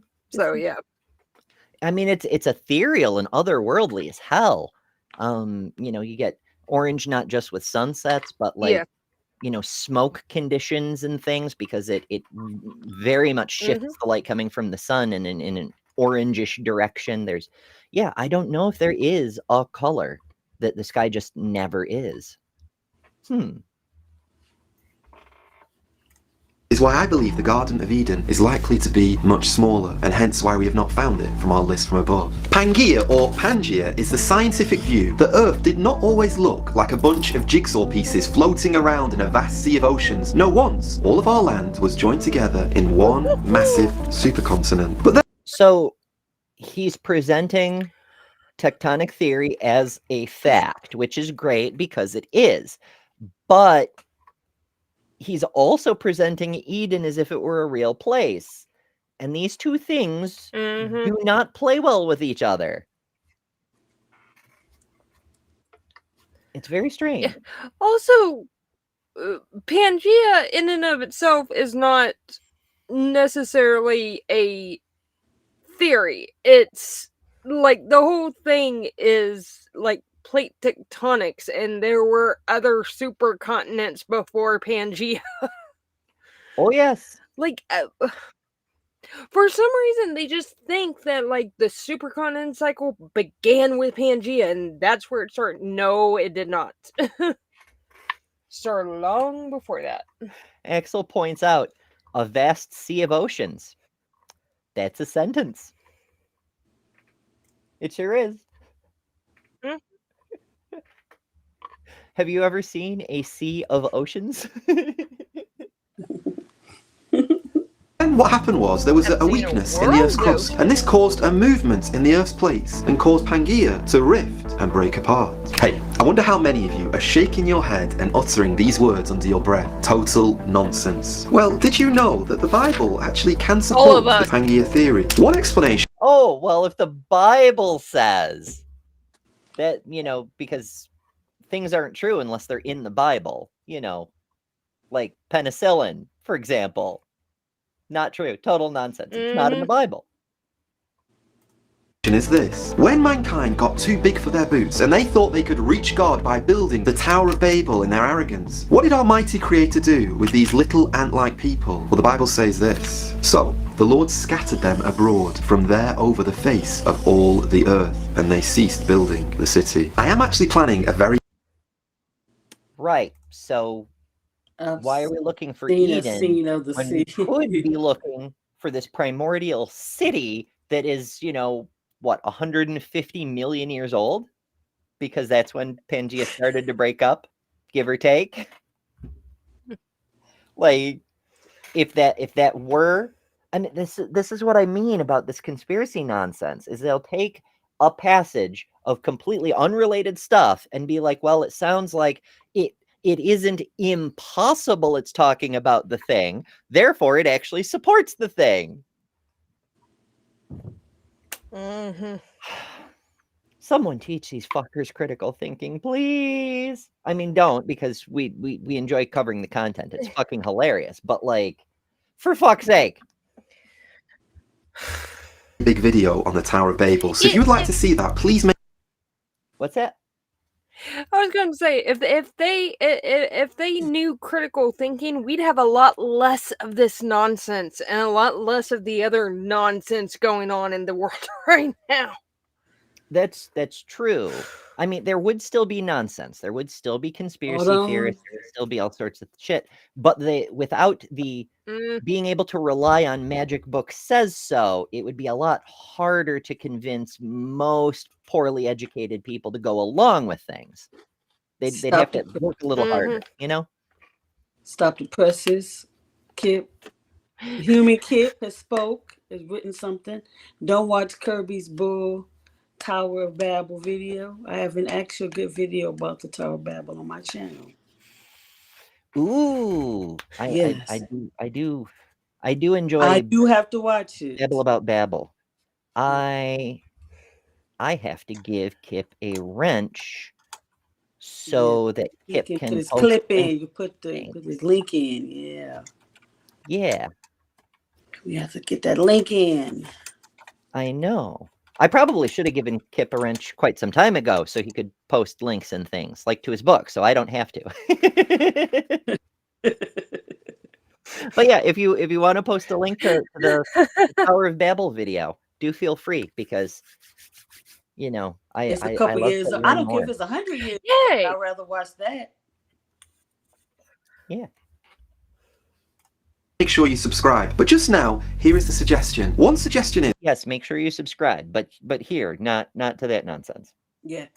To stop. Believe it or not, we want to subscribe to. yeah, I mean it does help, and you know, as important as it is to me and apparently some other people, that we cover topics that actually do matter, like intersex people fucking exist, like we did last night. I ended up losing 3 subscribers. It was only 3, but like the fact every time I cover something that is real and matters like that, I lose subscribers. That just really shows how simple-minded people are. It's fucking wild to me. People are ridiculous. Yeah, I just That's really sad to me. Facts and real things. I'm out, bitches. You know, I mean, in fairness, they're not, the people who leave over that kind of thing are not a good fit for this community, and they wouldn't be happy here. So whatever. But it just, I don't know. It bugs me. More knowledge is always a good thing. Like, if I don't know something, like, I want to go find out. I want to know about it. PC's got the link. Kip's you are amazing. Dr. Tower of Babel. Yes. PC is so fast. Yeah, I don't know how she does it. There's a rumor that she does it from her phone. I mean, I called it an argument from incredulity, but she must have like 17 phones or something. I don't know how she do it, because I have 2. I don't know how she doing it. Hell yeah. Deviant says that's a great self plug for a scholar, Kip, and If you want to self-plug, go to Oh, adamandeve.com, enter code word Brentley, not my ad, I pirated this ad, but with that pirated code, you can get 50% off almost any one item, 6 free movies, 3 free gifts, and free shipping on the whole order. and the code works. It does. I That's how tested I it know. myself. It does work. It does work, yes. I don't know, but I tried to put it in and it worked. I haven't used it yet though. Oh yeah, you do get free shipping on your order. It does come fast. It is discreet. I think it took like 2 days for my order to arrive. Yeah, I mean, I tested it for That's science, fast. obviously. And Yeah. also, I think Brentley owes me a cookie at this point because I've run his ad more than he does this show.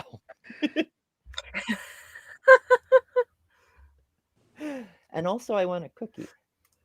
These men and women, from building this great big tower, God immediately split the earth and confused the languages. And That's not what it says.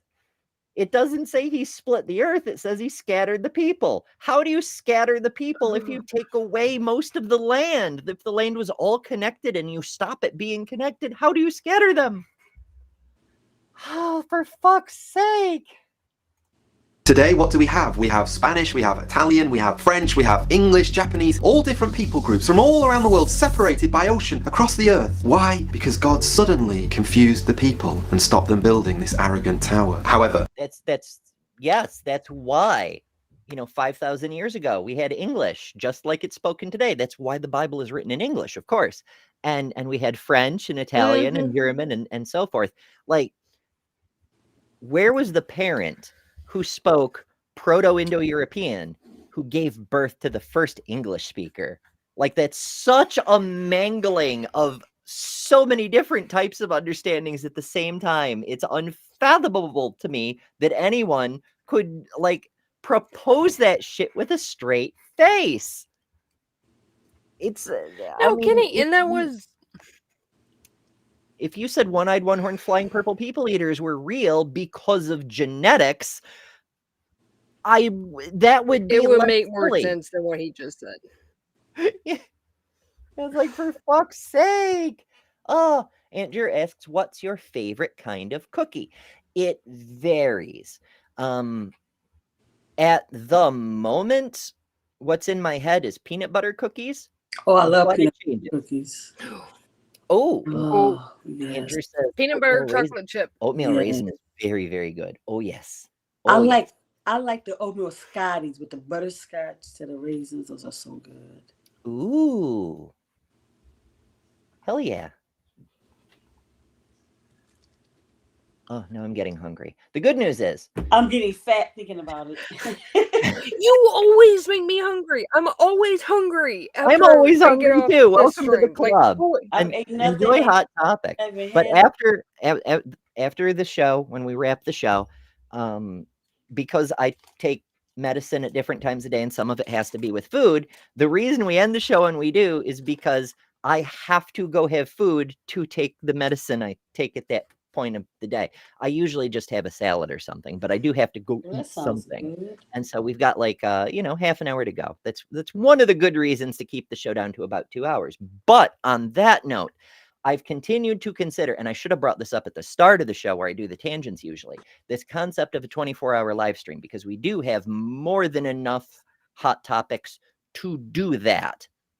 So if you have thoughts about a 24/7 live stream of replays of the show, sort of like many of the other channels with live content do 24/7 replay streams, do let me know. I'm probably going to try it out to see how it goes anyway. But if you have thoughts, I would like to hear them. And that may happen sometime before the next show. It may not, but it may. So, we'll see. What could possibly go wrong? We'll find out for science or something. Watch, I wake up tomorrow with not even enough subscribers to keep the channel monetized. People are like, damn it, Ember, you're on too much. I'm out. Hey, you got more subscribers than I do, so. But then again, I only have one video, so. It helps. Honestly, I looked up 36, it seems like. Number 2 is coming soon. Yeah. But Yeah. I mean, the more you do, the more it helps. But it's also, it varies. Like, part of it is what you do, part of it is how you do it. Sadly, a big part of it is who you are. Because when I was presenting as a non-binary person who like didn't really ever talk about gender, I got to 1,000 subscribers in 6 months because I looked like a dude and I had a beard and I called God stupid. Then as soon as that started to change, I lost half my community almost overnight that's because a of who shame. you That's are, you know? ridiculous. That's really a shame. Mhm. That just shows you, even our community, how bigoted they are. Even in our sad community. Yeah, I learned a very hard lesson that just because someone rejects one particular form of stupid and abhorrent nonsense does not mean they hold any other values necessarily. They aren't automatically humanists. They aren't automatically critical thinkers. They don't automatically think anything about anything except that the Bible is not factually true. And, you know, that's a hard lesson, but an important one. Oh, well, we do have a little bit longer, so let's see if we can get to some fucking proof already. Where the fuck is Eden? That does not get us any closer to discovering Eden. So the other biblical theory So why did you talk about it? of Pangaea is during the days of Noah, when God poured out his judgment on all of the earth. This colossal amount of water caused the earth's crust to break and rift, and it's also why we have water, which takes up 71% all over the earth. Because water Yes, we didn't have water before the global flood. The fact we have water today is proof there was a global flood. The earth is still mostly flooded. So clearly, global flood. doesn't just disappear into thin air, does it? Well, okay, yes, it kind of does, but it comes back through the water cycle. So, Oh, he understands the water cycle. I'm actually kind of impressed. He got one science thing correct. Holy crap. I'll ask you It's a again, what does this miracle. have to do with the location of Eden? Well, could it be that Eden was lost forever because both the Gihon and the Pishon were washed away, as much of the landscape would have been changed post-Noah? And maybe even the Tigris and the Euphrates are in completely different places to their original location next to the Garden of Eden. But so Huh. We know the flood did not happen, but he's kind of on the right track that the Tigris and Euphrates we have today aren't necessarily the ones that are talked about in Genesis. I mean, again, they probably are, but that isn't necessarily the case. somehow, as you know, I probably doubt this to be true. As I said in this video, we are waiting for something very big to happen to the Euphrates. Between you and me, I'm still not convinced, so I decided to research what it is that modern day Bible scholars, modern day professors who teach in universities, what are they saying about the real location of the Garden of Eden? If you Oh, now we care about what scholars and academics have to say on the subject. Now that we've hypothesized wildly, literally into the astral plane, now let's check in with the people who might have a fucking clue. What a fantastic epistemology. travel to Jerusalem, did you know that you can visit a small spring that, as long as people can remember, has been called Gihon? Isn't that interesting? Okay, now watch this. In one A spring is called Gihon. Not a river. A spring. Okay. 1000 BCE, Solomon built the temple in Jerusalem. Also remember Gihon had I forget because the beginning of the video was so long ago. Was the Gihon or the Fishon the one that was supposed to go all the way around Cush? Because it doesn't sound I like think it was. a spring in Jerusalem is also a river that goes all the way around. Well, one of them was the land of gold and the other one went all the way around Cush. And neither one of those sounds like a spring to me. But, I mean, maybe I'm just a silly, crazy person with a fabulous hat. I don't know. And inside the temple, behind the guardian curtain, was the Holy of Holies. And the Ark of the Covenant was found inside the Holy of Holies. And it is there that the scripture teaches us that the Lord God dwelt. Now, we as Christians believe that God is omnipresent. That means He's omnipresent, but he also only lives in the secret back room of the temple. Yes.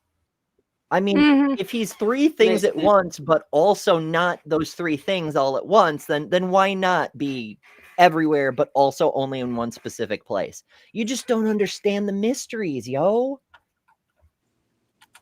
Everywhere. But the Bible really does tell us there is really only two places where God dwelt for a long period of time. One of them is inside the temple in Jerusalem, and the other is in the Garden of Eden. This is Well, to be more specific, it's inside the Ark of the Covenant, which happened to be placed in the temple for a period of time, but before it was in the temple, was still its own unique thing. But never mind. Kip says, maybe, but probably not. Solomon may have built a temple, but it also seems likely that it went through a few iterations prior to its destruction in 586 BCE, which makes sense. Very, very rare does it, like all the things we have from ancient history, the forms we have them in now, the relic forms, the remnants, like the Colosseum and the Parthenon and so forth, Stonehenge, all the things, they went through iterations. The final form just happens to be the form they were in when the civilization that was continuing to iterate upon them fell apart or the place was abandoned or whatever the case may be. You know, I mean, the Colosseum shows clear signs of construct. Like the topmost layers are newer than the bottommost layers. It's duh. Everything is like that. So yeah, it would make sense for the temple to be just the last in a series of the temples on that location. amplified when we see God becoming a man and living amongst us as Jesus of Nazareth. And where did he spend much of his time? In Jerusalem. Something. So he was Jesus of Jerusalem then, because if he was Jesus of Nazareth, I know, whatever. It means that's where he came from, or that's what his father's name was, because that's how that works sometimes too. The of is a reference to your family line or clan or whatever, but never mind all that. He's probably from a totally real place called Nazareth that you can totally go visit for yourself and confirm definitely for sure exists. Very memorable about the Adam and Eve account is once But also he's from Bethlehem though, but never mind. driven from the Garden of Eden, they were blocked from ever entering as guarding cherubim were placed at the east entrance of the garden. And there was a flaming sword which turned in every way, guarding it to stop them from getting back in towards the tree of life. So take all of that into your mind and now tell me, what is it that guards the Ark of the Covenant? Two cherubim. And then inside the temple, there is so much garden imagery. The temple itself was lined with cedar wood. And then of course there are depictions of palm trees, flowers and pomegranates. So although the Okay, so the Temple of Solomon maybe was sort of garden-like, and even though the story about Eden had one angel with a flaming sword, the Ark has two. I mean, that's really no different than the story about the empty tomb, where sometimes there's one angel and sometimes there's two angels and sometimes there's no angels, and they're all true at the same time, because the fact they don't match means they're more reliable. Why not? Oh my goodness. Kip says, in antiquity, people had a strong sense of sacred space. There were certain locations that were venerated as holy sites over very long periods of time. When temples were destroyed, they were usually replaced by another temple because of this. Yeah, that makes sense to me. I mean, hell, I've done the same thing myself in my own personal life. When I was a child, I grew up on a farm. There was a little copse of trees where, and there was like a little opening in the area in the middle that, like, because I was small and I fit in it and the adults couldn't, it became sort of like my sacred space. But as I got bigger, and then at one point the phone company came through and mowed down half of the copse to make way for power lines that were already there, whatever. And so I had to like recreate it in a different location. Granted, that's a different location, but similar principle. I digress. I'm just full of tangents today. It's not anything we It's the ever do tangent here. show. People come here for the tangents, and if you want to get down with some tangents, we can help with that. We have merch now by popular demand. It's on a tee. I'm just here for the tangents. If you can't scan the QR code, there should be a store link around somewhere, or you can go to betterthanember.com and click on the store tab. That's an option there too. I feel like as much as I promoted Brentley this stream, I should at least mention we have our own thing.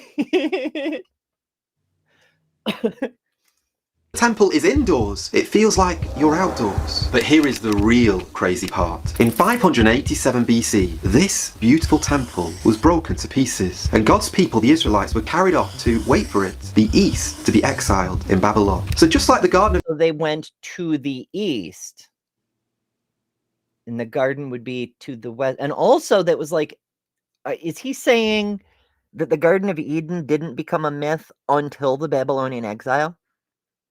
I mean, that's not impossible, because there are parts of Genesis that weren't written until the Babylonian exile.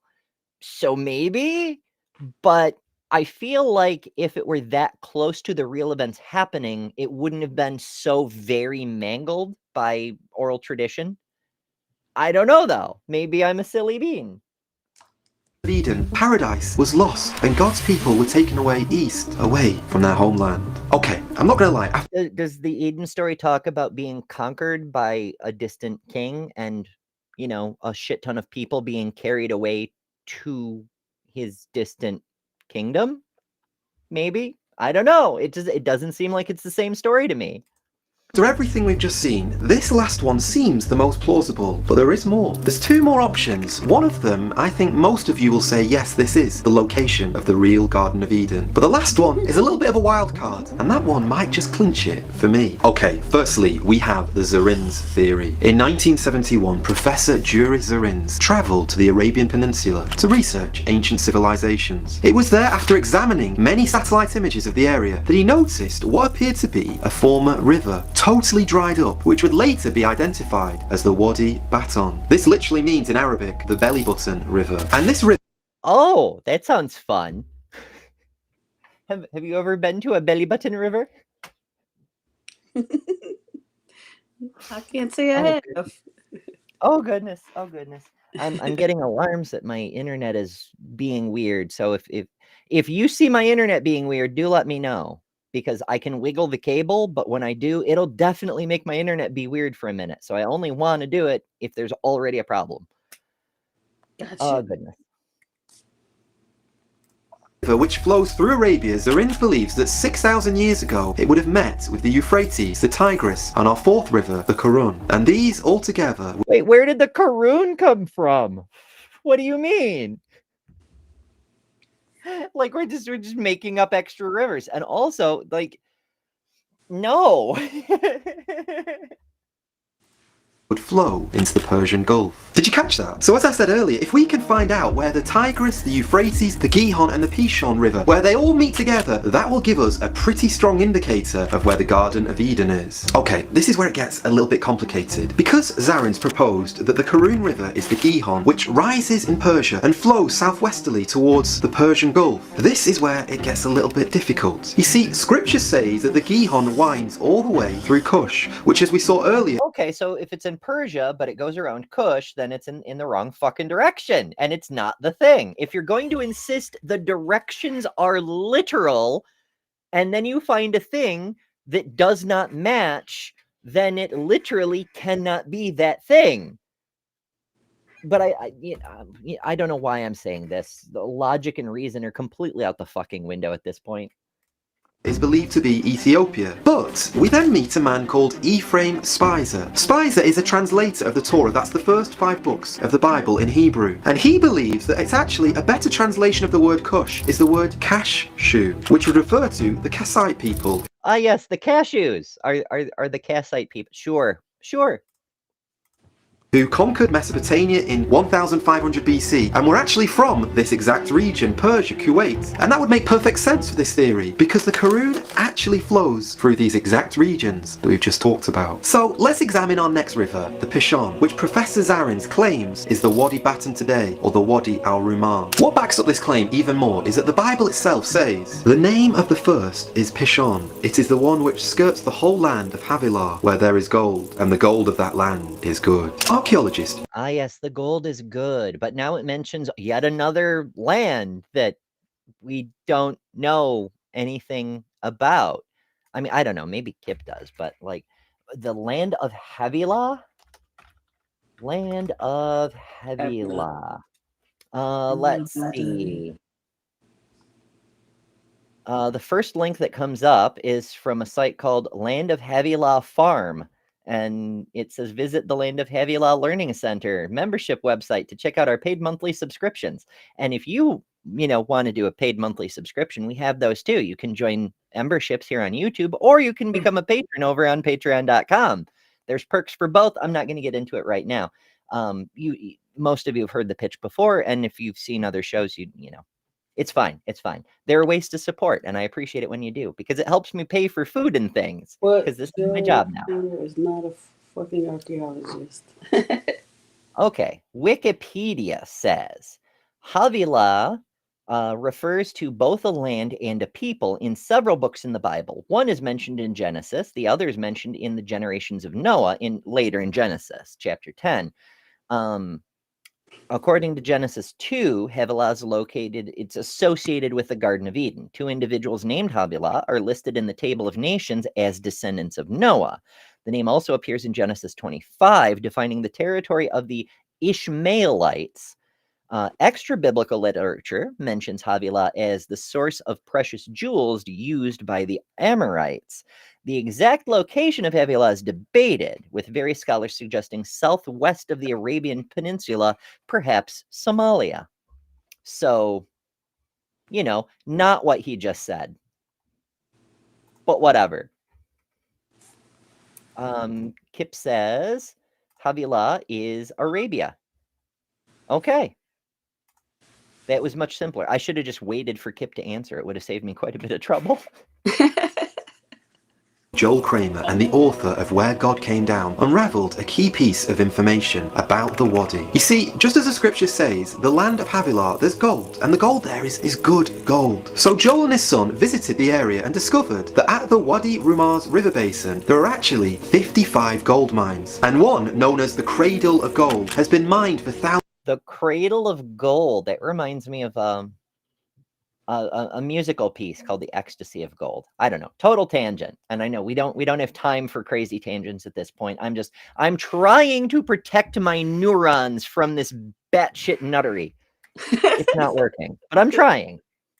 Thousands of years, and still to this day, it is known as the finest gold mine in all of Saudi Arabia. One thing that really surprised me is Joel and his team found an unusual volcanic rock at the top of the Hijaz mountain. Now, if this is where the Pishon River started, just note that's the source. So if you're trying to find Eden, then Eden would be the source, because that's what the Bible says, if it were the right river, but never mind.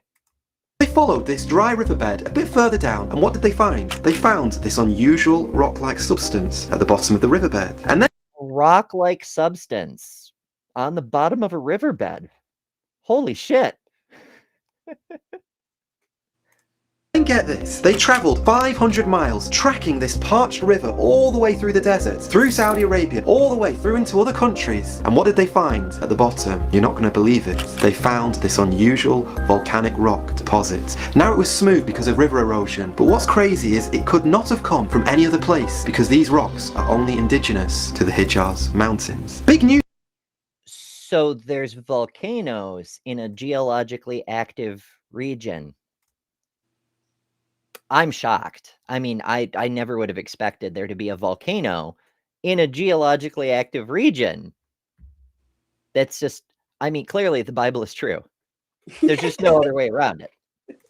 So, it's not just Christian archaeologists who believe that the Garden of Eden could be located at the head of the Persian Gulf near Ur, but Ward Sanford, who is certainly not a theologian, but a hydrologist with a PhD, he theorizes that in the ancient world there was a natural dam at the Straits of Hormuz, meaning that where there is now ample water at the Persian Gulf, it was once dry ground, and it was there that he believes that the four rivers converged, and right now he thinks that Eden is lost forever underwater at the Persian Gulf. See, you should have started with that, because that is an interesting hypothesis. That is, what about, ice age, yada, yada, lower sea levels? Maybe what's now the Persian Gulf was walled off and the Tigris and Euphrates flowed along it, and there were other rivers, but now it's lost land, which is why it's described as lost in the fucking flood myth, which is recorded in other cultures' legends. Like, that's a story. That's a narrative you could have started to build off of instead of all this crazy fucking shit. But now we're almost at the end of the video, and we're finally getting something compelling,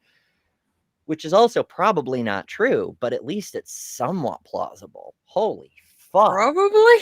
Oh, it just, oh my goodness. This fellow, he's so fucking frustrating. Fun to laugh at, but frustrating. Oh my goodness. All right. So we have to wrap up because it is just about time to bid you all adieu for today. We've been streaming, the three of us, for about 4 hours now. Yeah.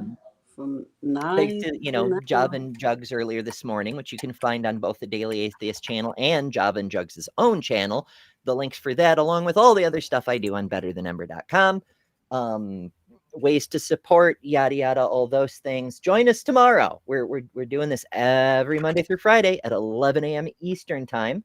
Tomorrow I should have had this window open, but I'm bad at my job and I had too many windows open in the first place. So tomorrow, we're yes, the real Jesus. In fact, you know what? I'll share the tab. It's easier. I will share the tab. I will bring the window back on screen. It'll be fun. Okay. Tomorrow, Tuesday, the real Jesus, which happens to be a slave ship. That'll be interesting. Yes, the Jesus slave ship, the irony is amazing. So that'll be fantastic. Also, Tuesday, Maya usually does a how to 4chan alt-right awareness stream. If she does, we may go along so I can redirect to that. We may not. I don't know yet, but that's a thing to keep an eye out for because Maya streams are awesome by definition. Wednesday, proof of God. We're finding divine science or something. Thursday, us girls are talking about games because we need some levity to break up all the craziness. But Friday, we're back at it. Feminist Friday. We're talking about Jezebels, the truth behind the Jezebel spirit and what you can do about it. Weekend shows. And then, of course, there's more shows next week. I over prepare. I plan way the fuck ahead. But I hope you subscribe. I hope you ring the bell so you don't miss any of our fun and craziness coming up. And I hope you join us tomorrow. There's something else I'm supposed to say here. It's been a busy weekend, so it's eluding me at the moment. Say la vie. You probably hear it in another episode, so it's fine. It's fine. I don't have to say everything every time. Thanks to both of you two for joining. Again, I know 4 hours of streaming, not super easy. Kind of an inconvenience, so I appreciate it. Ryan, of course, has been loitering in the side chat. We appreciate you as well as everybody else joining us today. I've learned a few things. I've been corrected about a few things, which is wonderful. Also, just you folks being here, having a community that actually wants to spend time with me. It makes me feel so good, and I very much appreciate it. I hope you had a fun time. I know I did. And I will end off, as I always do, with the credits, thanking the top-level members and Patreon supporters. Because, again, that's how I pay for food and things. This is my job now, and I very, very, very much... I appreciate everybody who supports, whether it's free or paid. Subscribe, become a member. Yeah, absolutely. And, yeah, I guess that pretty much covers... There's probably more. Subscribe. What now? Like, subscribe, share, all that stuff. Yeah, as Forrest says, exit through the gift shop, even though we only have a couple items of merch, but they're there. I don't make anything on the merch. I made it as cheap as possible because I'm very poor and I know a lot of other people are too. But I it's there. It's an option. Yeah. My poor meat brain. I'm hooked after the show. So thank you all. We'll see you tomorrow. And as always, remember, you don't have to break your brain trying to decipher the secret location of a thing that doesn't actually exist, because you are better than religion. thanks to all our patrons and top-level members for September. Miranda, Karen Butcher, Jessica the Trans Metal Alchemist, Robin Webster, Maya Adkison, Jimmy Tux, Ian Chen, Malaysia, The Barely Bearable Atheist, Eric Wander, Jason Jacoby, Godless Engineer, Jester, Lil of All Trades, Deviant Outcast, and Kelly King, the Detroit Atheist Queen. And you can add your name here next month by signing up at patreon.com/betterthanember or by joining Emberships here on YouTube at the Cinder level, which also includes all the custom emojis, tons of member-exclusive content, member-only live streams, and a bunch of other stuff. I deeply appreciate all the supporters who keep this channel going. Thank you all so much. Because of you, we're building a wonderful community that I'm very proud of.